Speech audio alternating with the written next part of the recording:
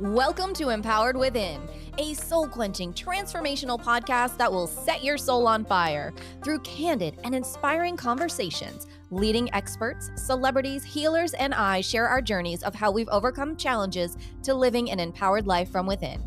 I'm your host, Jennifer Pilates. Welcome to another episode of Empowered Within.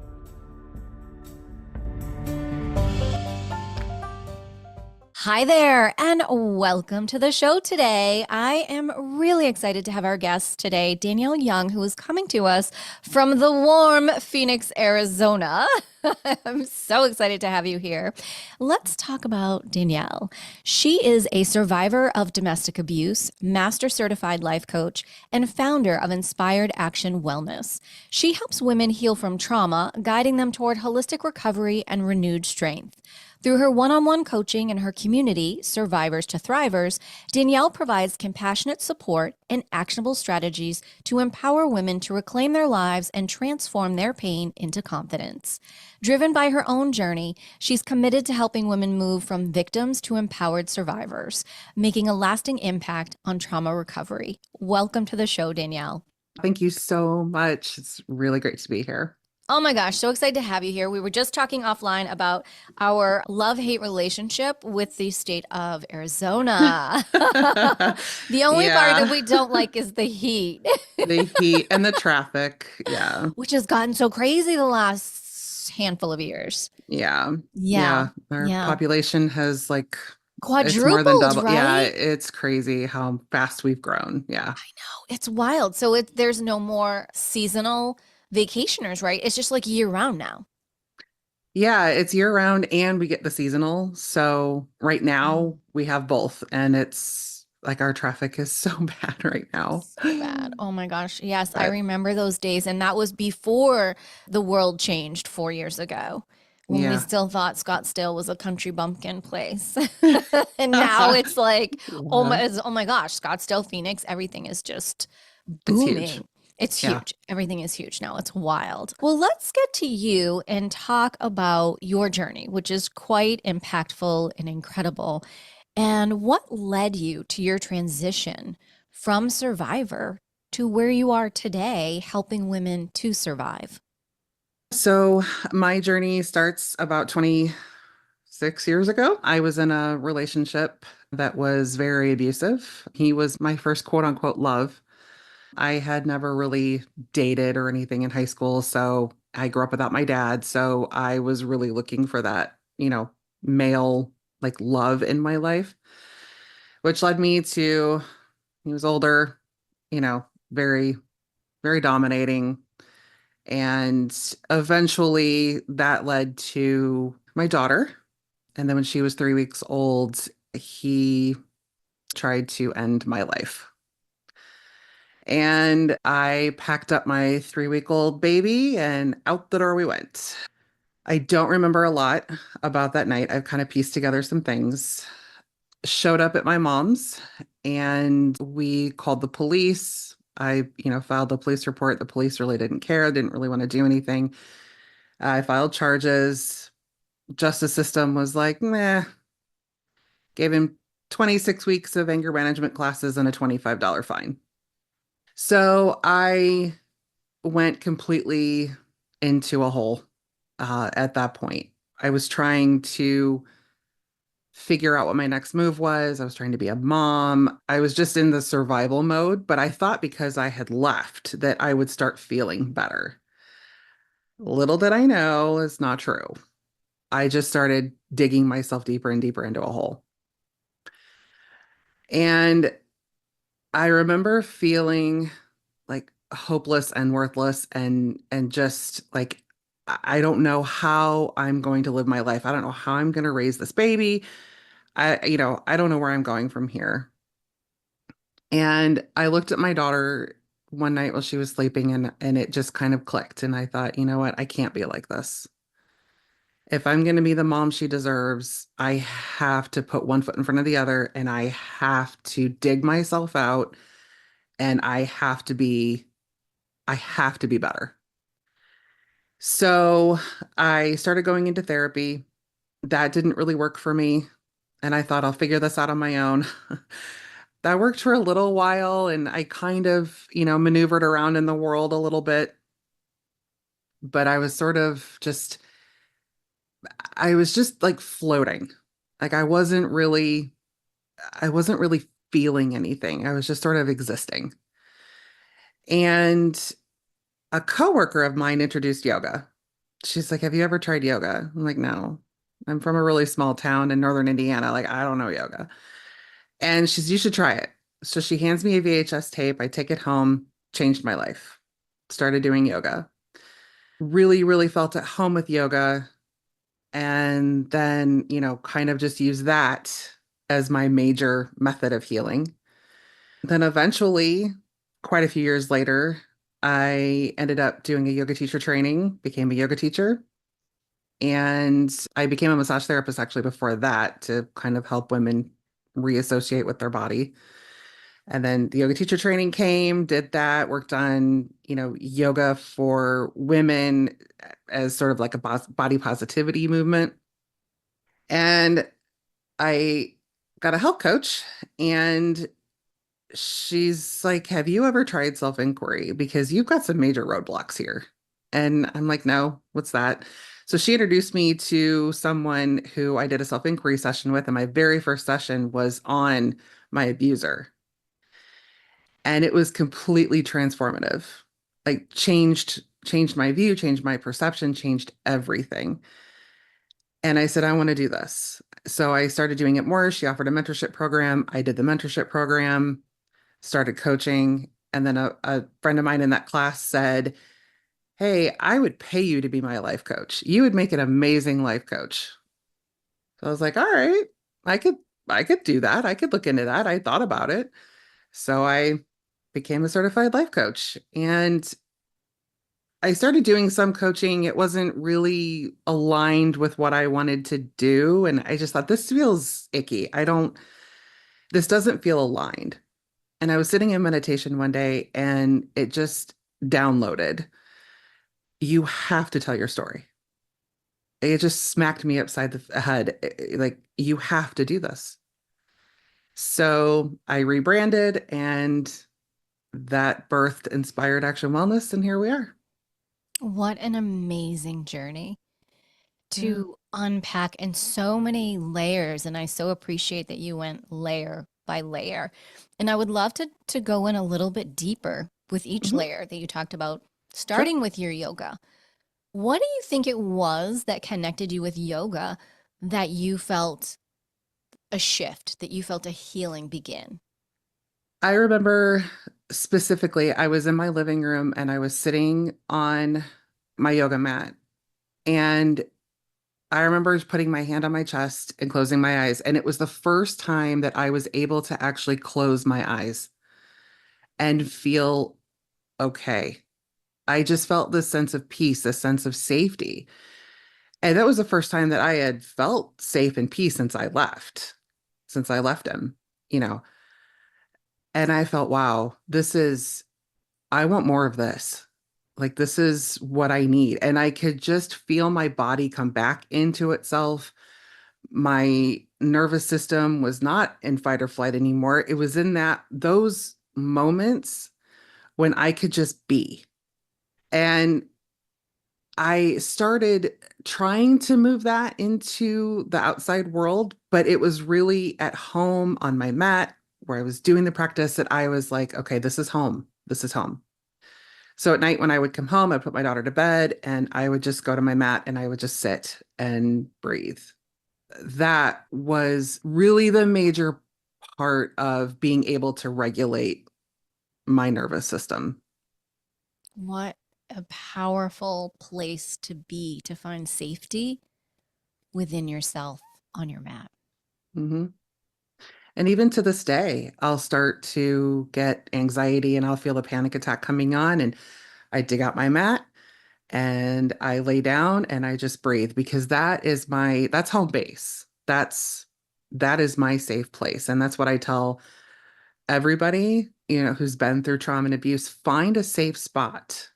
It could be a blanket on the floor. Like for me, it's my yoga mat. Find that place where you feel the most safe and go there. and That's just be. that's excellent advice. I love that. And now tell me about the sessions that you were introduced to, how you feel that they took you to places where you could release the blockages and what you were experiencing. The thing about self-inquiry is you take a negative thought. And for me, it was always, why did this happen to me? What is wrong with me? I was always putting it back on me. And when that first self-inquiry session, I went into it and I hated him. And I call him stupid. I hated stupid. And I went into that session and we went through these questions and we ended up at a point after, like, how does this negative thought affect you? How is it affecting you in your daily life? And we went into a childhood moment and I'm like, oh, there it is. And I could see that it went way far back, as far back as to when I think I was about 5 or 6. And I thought, oh, okay, I've carried this thought with me the whole way through my adulthood. And then after we got through with the childhood moment, we turned everything around. And I was able to see that it was him that was damaged, not me. It wasn't my fault what he did to me. It was him. And I didn't have to own that anymore because I was owning his behavior. I was owning what he was doing and what he was thinking and, his life that led him down that path. I was owning all of that. And this one session made me realize, no, that's not mine to own. I had no control over him. And it really made me realize, okay, this is the moment I now take my power back. No more giving it up to him. It's mine. And I get to carry it with me. I get to keep it. That is just so incredible and impactful and empowering in one session. So take me a little bit deeper and let our audience know and describe to me what happens in one of these sessions when you personally went through it. And then is it the same when you're taking clients through it? How does that look? How does that feel? Yeah. I absolutely love self-inquiry because a client will come in with an issue and you'll see them, they'll look heavy and downtrodden and just like the whole world is on their shoulders. And we'll start the session, and it's very emotional. We walk through emotions, feelings. How does this make you feel? How is this showing up in your life? And then, like I said, we go to the childhood moment and we go back. Like, how did you recognize this? Like, where was a moment in your childhood where you felt this? And go back as far as you possibly can. And that usually is a light bulb moment. And then we go through, now, what do you want your life to look like? What do you want to feel whenever this comes up? If you didn't have this thought, what would your life look like? And we go through those and then we turn it around at the end and we make it about us. That is usually where we go, oh, okay, yeah. And you can just see the weight lift. You can see the happiness and the joy come on someone's face. I mean, they're like, wow, I can't even believe that I never thought about this. I never thought that I was carrying this with me. I don't know why I feel like this, but wow, that's really interesting, and they just get very curious. And that for me is it makes the whole session, just to see that joy. Like, yeah, you don't have to carry this anymore. But it's such an incredible and empowering moment. And I love that it's called self inquiry into discovering self. I just, Yeah, it's so amazing. And it sounds so different than NLP. It's not tapping. It's right. not all that. It's just diving into you. Yeah. And, I like to look at it as like a spider web. You have like a central part, and that's the childhood moment, right? That's the moment that is defined by the age of 6 that we carry with us. That drives our perceptions, our beliefs, whatever, until we discover it later. That's the center of the web. And then it goes out and it affects everything. Our relationships, friendships, finances, ourselves, everything it affects. So it's just like this web that goes out. And once you are at like one end of the web and you can crawl back into the center and see, oh, wow, it's affecting this and this and this and this, then it's just like, wow, okay, now I know how to deal with this. Hmm. Very concrete because a lot of people, having had experienced trauma, they need something concrete because Hmm. nothing has been concrete up to that Right. point. So when we Yeah. think about that, what are some of the common misconceptions that you personally believe from people healing with trauma? A lot of it has to do with sense of self. It was my fault. I provoked this. I made him do this. I made her do this. A lot of it is more brought back to I can't heal because I'm broken. I'll never be able to get over this. I'll never find a way forward. There's a lot of that coming in. And it's such a myth because that's the trauma talking. That's the fear talking. That's the anxiety talking. That's your abuser talking. That's the manipulation. That's the gaslighting. That's the learned helplessness that has been ingrained in you that is talking. That's not you. And I like to get at the heart of you. Who are you and what are your beliefs? The other major misconceptions are there's a lot of shame that goes in with this, and people who have been through abuse and trauma think that no one will believe them and no one will support them. So it's very hard for us to trust. It's very hard for us to ask for help. We become hyper vigilant, like, I'll do it myself. We become very independent because we have learned that we can't trust. We're control freaks. We have to have control. So a myth, coming out of abuse is now I have to control everything. Mm-hmm. And you're doing more damage than good because people will support you. There are people who will believe you, and the people who don't believe you and the people who don't support you are not your people. Valid point. Yeah. So it's getting to that point. Mm-hmm. And then, why didn't I just leave? Why did I let this happen? And it's like, well, you didn't let it happen because no one lets abuse happen. No one wants it to happen. It happened because you were being manipulated, you were being controlled, you were being gaslighted by someone who didn't have your best interest at heart and who was broken themselves. So it's really getting people to understand that there's more to this than just self blame. Self blame is Right. not the way. So true and so heavy. What do you say to the woman who's listening who is in some sort of abusive relationship, been there for years? Because a lot Mhm. of people have been there for years.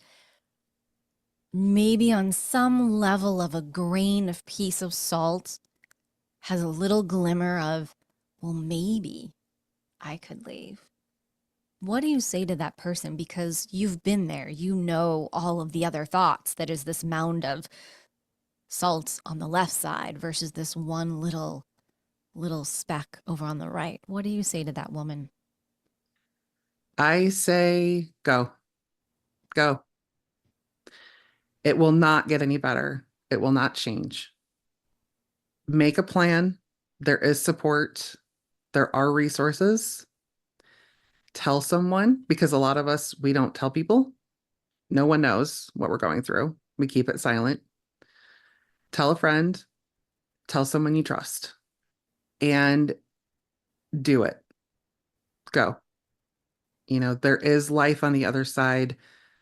If I could say one thing, that would be that there is life on the other side of trauma. There is life on the other side of abuse. I don't care what they've told you. They want to keep you controlled. They want you to think that you can't do it. They want you to think that you can't make it on your own. You absolutely can. I'm living proof. I did it with no money, no job. I had a 3-week-old baby, and I did it while my abuser was still stalking me, harassing me. You have got to take your power back. And once you tell this person who's abusing you, you have no more power over me, that in itself is empowering you to move forward. Incredibly so. And I feel that if you could address, I'm going to say some thoughts that I feel some people would be having of, well, I'm older and I've been here forever. Where would I go? I have no money. Hmm. That person is, they're having all those thoughts. I'm in my 60s, I'm in my 70s. I guess this just is what it is. Yeah. Because I do across the spectrum feel that for women, it a lot comes down to what you said. And it also comes down to, well, the money, the Hmm. finances, and then where would I go? That comes down to trust in yourself. Because I thought the same thing. I have nowhere to go, you know?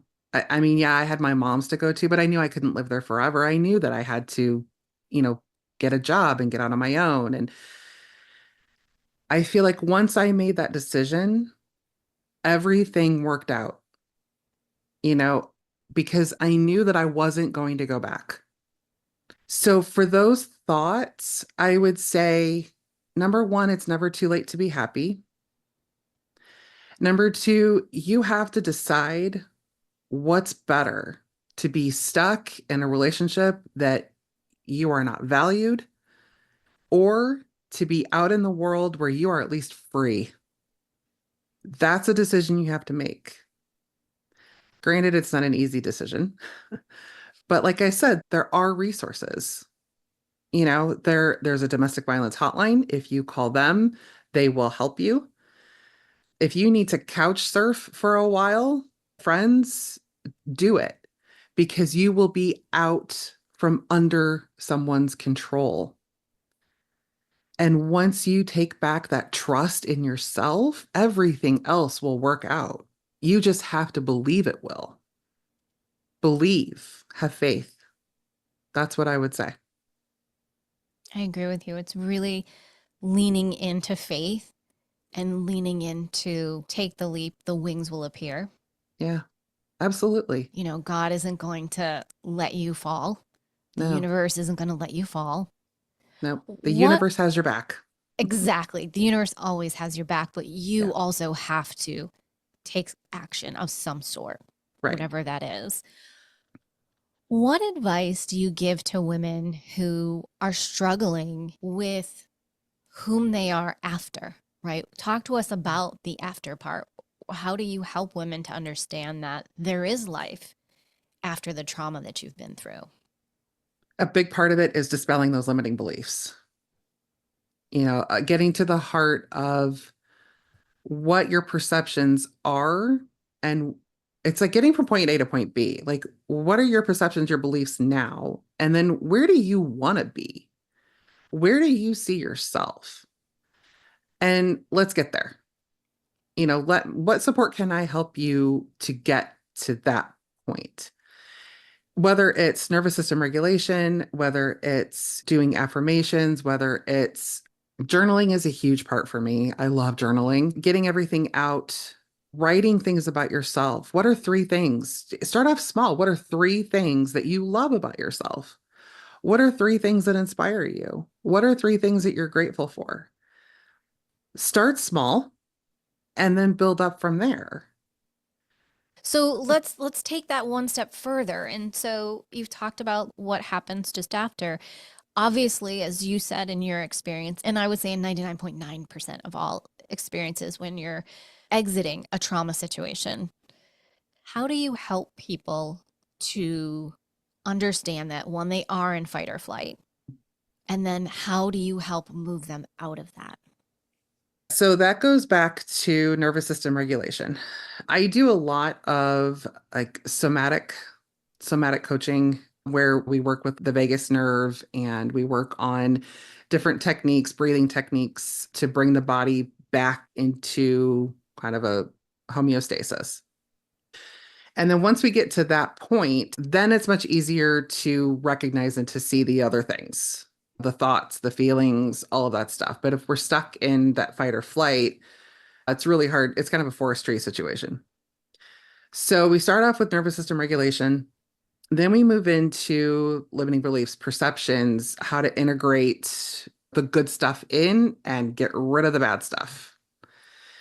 And then we go into putting that into our daily lives, setting boundaries. What does that look like with family, friends, kids? How to implement it in real life.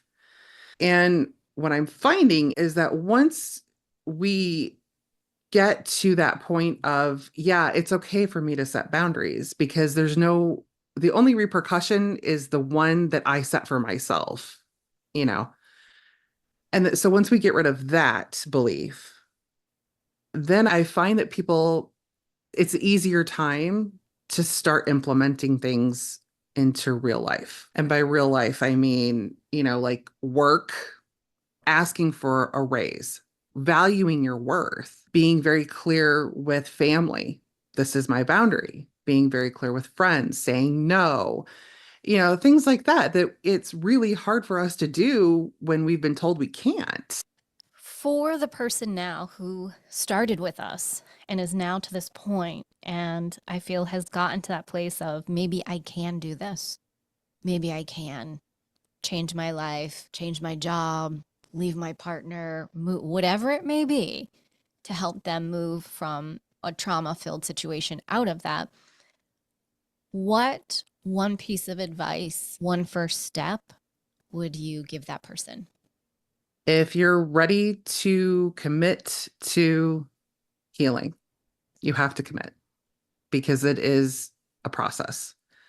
It's not going to be easy. But if you're ready, the first thing I would say is to start small. Start making little small changes in your daily life. Start with a morning routine. I'm big on morning routines. Find something that you can do consistently on a daily basis that makes you feel better about yourself. Self-care. Really, it's the starting small that I want to emphasize here. Because if you start going too big, you're going to get overwhelmed again, and then you're just not going to do it. So commit to a daily habit, commit to a self-care routine, commit to setting at least one boundary, and reach out for help and support. If you are really serious, then reach out to someone who can help you get from point A to point B. That's excellent advice. Tell me from where you were to where you're living today, if you were to look back, is there one moment or a pivotal action or something that transpired that you went, I've made it to the other side? When you knew you got to the other side, whether that the other side of the healing, whether do you know what I mean? Like that you got there. Yeah. Do you remember a special moment or something that transpired? Yeah. It was that moment after my first self inquiry session when I did not let stupid have power over me anymore, when I knew that I needed to own my own stuff. I was so tired of living in fear. I was so tired of hating him. I was tired of giving that energy. I was just tired. And after that session, I said, you know what? No more enough. Enough is enough. I've had enough. And I said, from this moment on, I don't care about him anymore. He's not in my reality anymore. I don't even know where he is, honestly. And I thought, this is so stupid. I'm sitting here giving someone this power over me when I have one life to live and I'm not doing anything that I want to do to live it. All right, it's my turn. It's my turn. I'm going to After live. after that moment, what's the first thing that you did? After that moment, I remember telling my husband, I want to open a wellness center. I've had the idea for a wellness center for a really long time, but it always seemed like such a dream. And I said, you know what? No, I could do this. I want to open a wellness center and I want to have all of these things. And I designed the building. And I mean, I have this dream. And I said, I will do whatever I need to do to make that dream happen, to get there. Right. What an incredible vision. And you are so well on your way. You basically have the virtual aspect of it now, Yeah, which is yeah, huge, right? Like we want to congratulate and have you look at it that way. You've started already. You rooted, you planted the seeds, and now it's growing. yeah, Maybe you have a larger impact virtually than you actually would brick or mortar. yeah, maybe. I feel like that's where we're heading now is more virtual, Mhm. more online. It's more present online. You can access it from anywhere, whereas the brick or mortar, you're limited. Right. So, yeah, Limited to space, to time, yeah, and there's a control aspect to that as well. true. Right. Yeah, Who owns those four walls if it's not me? right, And then do you right. really want to own those four walls? Right. I like the idea of freedom. I like being free. Mm-hmm. Mm-hmm. Yeah. Absolutely. Oh my gosh. Danielle, you've been through so much and come back again. And just everything that you've shared is so powerful. And I thank you for that and for your journey and to know that here you are and you, in my eyes, in my vibration, you have created your wellness journey. You are happily married, you have Hmm. children, Yeah. debating on Phoenix, but we're really talking about somewhere else now. We want to give her seasons. She's like me, she got a little burnt out. She needs some seasons. I can't handle 120 degrees anymore. I just can't. I'm with you, girl. It's good to pop in, it's good to pop out. It's Yeah, great place to visit. amazing Yeah. place to visit. Amazing place to Loves, visit. yeah. Love Every Sedona. Oh, it's Sedona is just my heart space, Sedona right? has my heart. Yep. Always and forever, for sure. Yeah. Oh my gosh, love it. When Yeah. you look back over your life, if there was one day that you could go back and relive, nothing changes, but you could just go back and relive it, what day would that be and why? Oh, gosh. I would say, wow, that's a tough question. I mean, there's so many moments in my life that I would want to relive. I think it would be the day that I graduated from yoga teacher training, honestly. And I know that might sound really weird, but it was that day that I felt like I had truly accepted myself for where I was in my journey. I felt more empowered on that day than any other day, I think, because I knew that that was such a huge part of my healing. And I was so proud that I could now share it with the world. I could take it and I could move with it in the world and I could use it for good.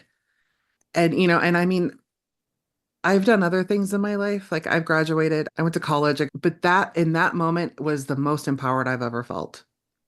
I could just really, I felt like that day I could move mountains. I really did. Thank you It for was just sharing so that. Yeah. powerful. It Yeah. sounds incredibly powerful. And it obviously it was. It was very powerful. And what a day to pick and what a moment to align with everything that you've been through, everything as to whom you are embodying today and expanding into tomorrow. Yeah. Amazing. Danielle, you are just fabulous. I love your energies. I love our combined need for cooler temperatures. Yes. Yep. Will you share with our listeners where can they best connect with you? My website would be a great place to start. That's got all of my info, all my social media channels at the bottom. You can book a call with me. I've got a couple of freebies. There's a free meditation, there's a free guide on steps to take after healing. And then I am on all the social media channels. It's Inspired Action Wellness on everything, and inspiredactionwellness.com is my website. Fabulous. And as always, all of Danielle's contact information will be over in the show notes at jenniferpilates.com. So you can head over there, click the link, and grab a couple of freebies and maybe even set up a call with her.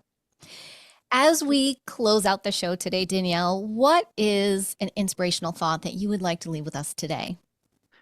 No matter how rough the road may seem, just keep moving forward. Perfect. I love it. Thank you for that. I know that that will resonate so much with all of our listeners today. And I want to thank you, Danielle, so much for being the ray of light that you are, sharing your journey and your insights, and continuing to show up as the empowered thriver that you are today, and sharing that and inspiring so many other women around the world. Thank you for that. Thank you so much. I appreciate that. Absolutely. Well, everyone, again, all of Danielle's information will be over in the show notes at jenniferpilates.com. So, again, head over, click the links, and be sure to connect with her. And as we say, until next time, may you live an empowered life from within.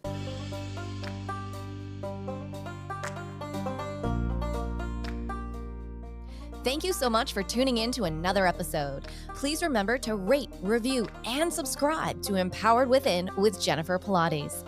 Your feedback is important. It helps me to connect with you and gives me insight into who you are and what you're enjoying about the show. For today's show notes and discount codes from today's sponsors, head over to jenniferpilates.com. Until next time, may you live an empowered life from within.